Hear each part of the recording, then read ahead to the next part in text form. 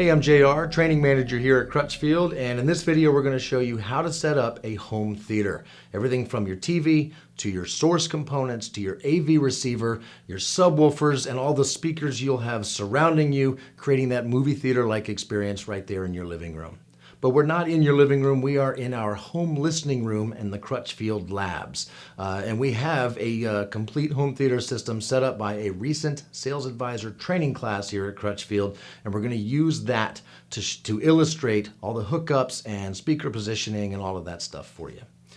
First, let's talk about speaker positioning. Your front three speakers are probably the most important and the most busy in a home theater system. Your left and right speakers should be about the same distance apart as they are from you, the listener, creating an equidistant triangle, putting you right in the sweet spot.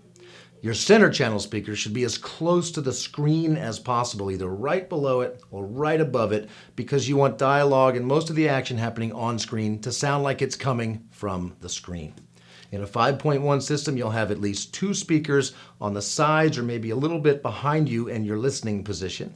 If you have a 7.1 system, you might add two more speakers as a surround back channels right behind you.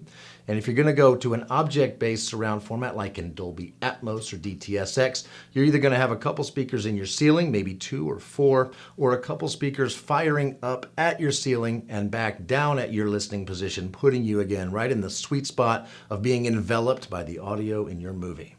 As for subwoofers, you can usually put them where you want them because they make a lot of bass, and bass just sort of goes out in every direction and fills your room. However, every now and then you might find that placement of the sub doesn't always give you the best bass in your listening position. And the subwoofer usually has some settings like a phase adjustment that can help with that. Your AV receiver will probably have some adjustments for the sub as well. And as a pro tip, you might even try this. If you're not getting a lot of bass from your sub in your listening position, put your sub in your listening position, literally right in your chair where you're going to sit and listen most of the time, and then play some music or a movie and walk around and listen to see where is the bass the strongest.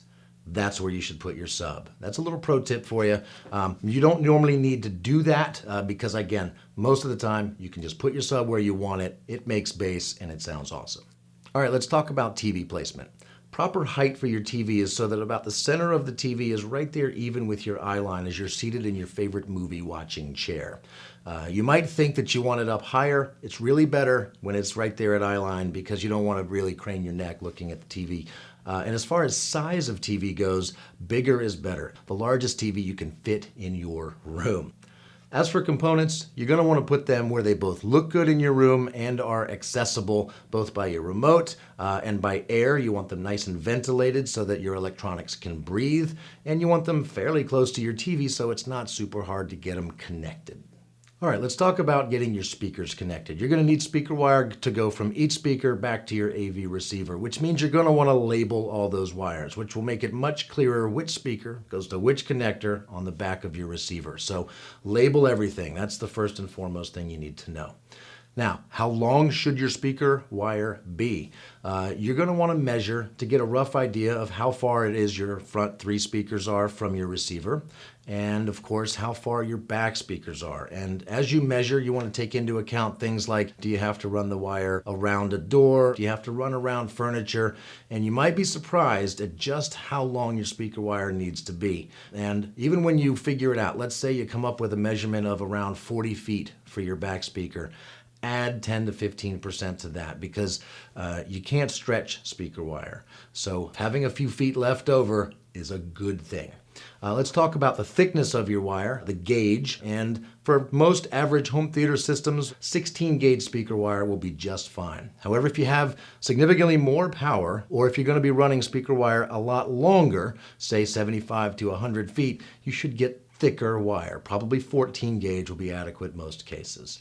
And as far as hiding all that wire, there's a couple ways to do that. If you are going to run it under your carpet, that's a nice way to do it. We even sell flat speaker wires, or maybe you want to put the wire in the wall. Of course, you can get in-wall rated wire so that you're not creating any sort of a fire hazard or anything like that. Plenty of ways to get your wires hidden. Let's talk about connecting your speaker wire both to the back of your speaker and the back of your AV receiver. Of course, you can do this with bare wire, where you just strip the ends and stick the wire in the little thing and screw down the binding post, and that will make a solid, absolutely great connection. However, it's not the easiest thing in the world to do. You might want to consider what I use on pretty much all of my speaker connections, which is banana plugs. You can either buy speaker wire that come with banana plugs pre-attached, or you can buy speaker wire that you can be cut to length, strip the ends, and put your own banana plugs on the ends of the wire. Either way, when you're done, the speaker wire just plugs in a little hole on the back of the speaker for both positive and negative.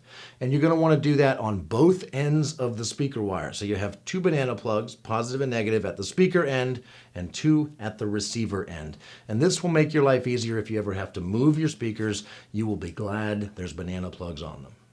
Now, your subwoofer hooks up completely differently from the rest of your speakers, and that's because it's a powered sub. It has its own built-in amplifier, which means you'll need to either plug it into the same surge protector right behind your AV receiver or another surge protector at an outlet further away. Now, you're going to need to get music or sound from your AV receiver to the subwoofer, and that's done with we just call them a subwoofer cable. It's a mono RCA cable, a single cable with an RCA connector on each end.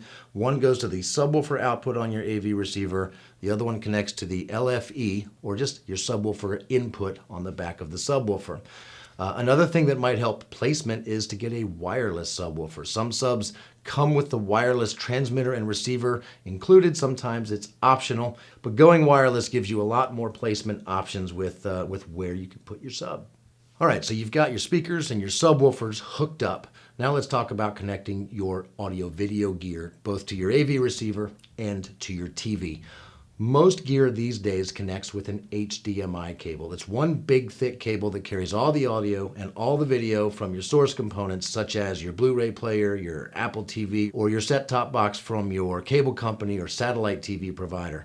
One HDMI cable from each of those components needs to go to your AV receiver to get the highest quality audio and video out of those components and into your home theater.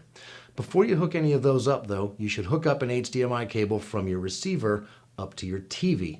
Make sure to connect it to the ARC compatible HDMI input on the TV. And that allows any sound from the TV to go back to your AV receiver, such as if you have an antenna plugged into your TV and you want to watch over-the-air broadcasts, or maybe you want to use the streaming apps built into your TV. Everything else, again, connects to your AV receiver with HDMI. Unless you have some older gear, then you might be using optical digital cables, RCA stereo audio. Your AV receiver has all those connections on the back of them.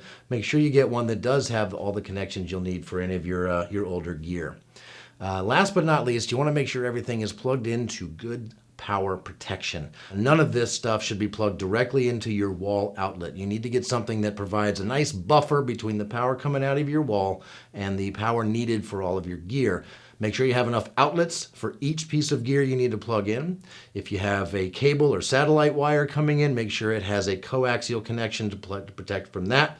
And that way you won't have any backdoors of electricity coming in and killing your stuff. Okay, so you've connected all of your AV source gear, you've got your TV plugged in, all your speakers and subwoofers are connected.